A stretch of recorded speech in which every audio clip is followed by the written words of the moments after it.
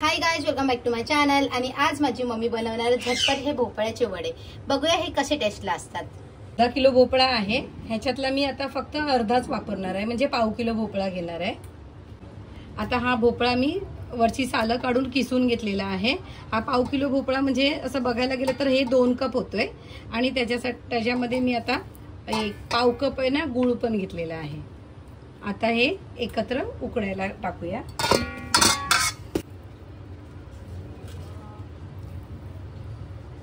ह्याच्यातच आता गूळ पण याला उकळायला टाकायचं आहे।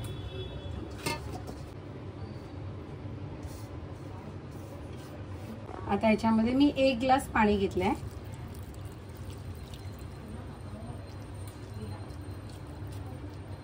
हे अजून कमी वाटतंय मला पाणी, कारण या पिठा व्यतिरिक्त आता दुसरं पाणी नाही घ्यायचं आपल्याला। आता मी टोटल 2 ग्लास पाणी घेणार आहे ह्याच्यात। आता हे अजून 1 ग्लास पाणी टाकते मी त्यात। किसलेला भोपळा शिजेपर्यंत आणि गूळ वितळेपर्यंत किमान 10 मिनिटं तरी आपल्याला आता ह्याला उकडून घेऊया। हे आता हे बघू शकता, हे चांगलं गूळ पण विरघळलाय आणि भोपळा पण शिजलाय। आता गॅस बंद करून ह्याला थंड करायला ठेवूया, मग आपण पीठ मळायला घेऊया। पीठ मळायची तयारी करूया। मी तांदळाचं पीठ घेते। हे 2 वाटी तांदळाचं पीठ घ्यायचंय। चाळून घेऊया। हे अजून 1 वाटी घेते। टोटल 2 वाटी तांदळाचं पीठ आहे। हे अजून 1 वाटी घेते तांदळाचं पीठ। चाळून घ्यायचं ह्याला। 2 वाटी तांदळाच्या पिठाला आता 1 वाटी मी गव्हाचं पीठ पण घेते। आता हे जवळजवळ 1 टेबलस्पून म्हणजे पाव वाटी एवढा मी रवा पण टाकलाय त्याच्यात। आता चवीनुसार मी मीठ टाकलंय। सगळी साहित्य आता ही एकत्र करून मिक्स करून घेते। जे भोपळा आपण उकडून घेतलेलं ना ते आता थोडं थोडं याच्यात मिक्स करून घेऊया आपण। आता हे पिठाचं ह्याच्यामध्ये याच पिठात आपल्याला मळून घ्यायचं आहे। थोडं थोडं टाका, एकत्र टाकू नका, नाहीतर पातळ होईल। पण आपल्याला ना घट्ट पीठ मळून घ्यायचं आहे, कारण आपल्याला रवा मुरेपर्यंत याला 2 तास तरी बाजूला ठेवून द्यायचं असतं।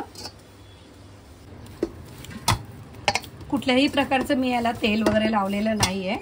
आता हे बघा, याला नॅचरल कलर आलेला आहे। याच्यामध्ये मी हळद पण टाकलेली नाहीये, याला भोपळ्याचा नॅचरल कलर आलेला आहे। आता हे घट्ट असं मळलेलं पीठ आहे। आता ह्याला रवा याचा मुरेपर्यंत ह्याला 2 तास असंच ठेवून देऊया आता। आणि याच्यावर फक्त एक ओला फडका ठेवून द्यायचा आहे। जवळजवळ 2 तास झालेले आहे। आणि आता हे पीठ बघूया आपण। मी किती घट्ट मळून ठेवलेलं पीठ 2 तासाने हे असं थोडं लूज झालेलं आहे। तेल तापायला ठेवलेलं आहे। हा छोटासा वडा टाकून बघूया आपण। अरे मस्त, छान फुगला एकदम। आता मी प्रॉपर वडे बनवायला घेतले। तुम्हाला पाहिजे तसं पातळ जाड, तुम्हाला कसा आवडतो वडा खायला त्याप्रमाणे तुम्ही हे करा। त्याचं ठीक वडे कधी पण आहे ना तुम्ही फास्ट गॅसवरच तळायचे। स्लो गॅसवर आहे ना ते तेलकट होतात आणि मग नंतर फुगत पण नाही। त्याच्यामुळे तुम्हाला नेहमी वडे फास्ट गॅसवरच करायचे असतात। असा वडाचा चारी बाजूने असा झाऱ्याने याला दाबायचा हलका हलका।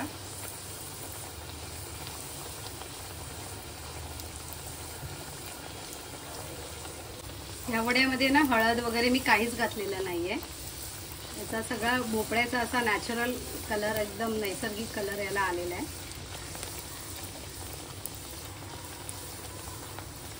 बाजूने लाल झाले, आता हे दुसऱ्या बाजूने ह्याला लाल करते।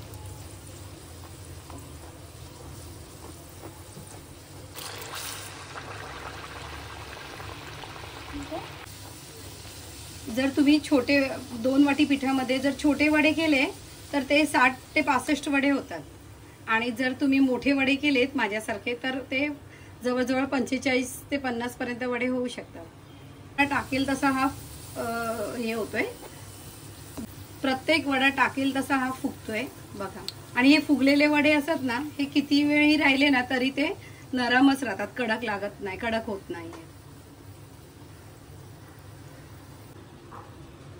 तुम्हाला माझ्या मम्मीचा हा झटपट भोपळ्यांचा व्हिडिओ आवडला असेल तर लाईक करा, शेअर करा, सबस्क्राईब करा. Thank you for watching. आणि तुम्ही पण नक्की ट्राय करा, हे खूप छान झालेत खायला.